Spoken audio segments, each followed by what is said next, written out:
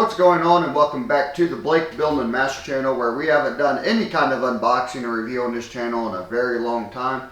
And I feel like this is a good time to rectify that, especially considering how many people I have had reach out to me and ask if I'm going to make any more videos or when the next video is coming out. And I know it's been a long time since I made any videos, but definitely trying to really get back into this. This is something I've always enjoyed doing. And for some reason or another, I have put this on the back burner. Please excuse my dog walking across the floor there. But like I said, this has always been something I've really enjoyed doing over the years. And it's just been something I don't have any specific reason of why I stopped uploading or why I just put this on the back burner. Especially considering this was always something I really enjoyed doing. And I think the best way to get back into making content is to make some content, I should say, on some of the pieces that you guys haven't seen on this channel. And there's a lot of pieces in the collection that you guys have not seen that I would really like to show you guys.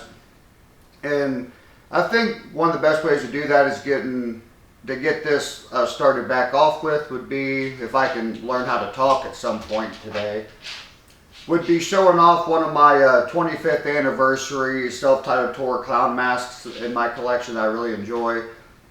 The West German clown 25th anniversary is easily my favorite of the 25th anniversary masks in a landslide. I do really like the white one as well, but actually, to be honest with you, I've loved all of Clown's looks for the 25th anniversary. And there's just something about seeing him, and even though it's not an original West G, but seeing him in a mask that is a clown mask that is painted up like a West G, you know, and even with the zipper mouth and all that, it just looks so much like Slipknot, and it definitely feels like self-titled again for a lot of the masks on the 25th anniversary, even though we are missing different key members from the original 9. Now, me, I consider the original 9 on the first tour the original 9 because I don't care about anything that happened prior to self-titled. I don't understand why Slipknot fans obsess about pre-self-titled Slipknot, even when the band doesn't even care about pre-self-titled. But that's obviously a discussion for another day. But what I want to do is I want to show off this piece here. This was made by Fabio. I believe Fabio's from India. If not, Fabio can correct me in the comments or get hold of me on Facebook or Instagram, whatever, and let me know the difference if he's not from there. But I bought this off Fabio last year. I believe I got this back in September. Wow, that's a long time. I got this one and I got a white version as well. But this is definitely the better one of the two that I received, in my opinion. I just absolutely love this mask.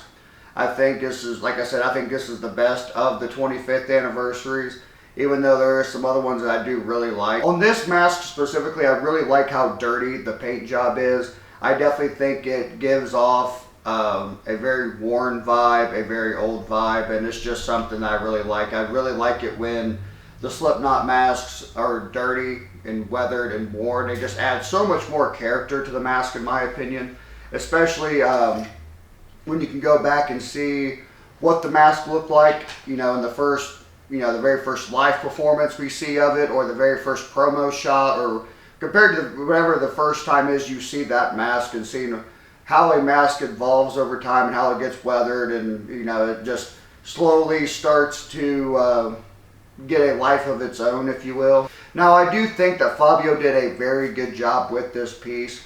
I definitely think it is one of the better sculpts out there in the hobby, and I'm definitely glad to have this in my collection. It's definitely a mask that I look at all the time, and I'm glad that I made the purchase for, and especially considering, like I said, like, this can't be stated enough that this is my favorite of the 25th anniversaries, and I would definitely love to add more of the 25th anniversary clown masks to the collection.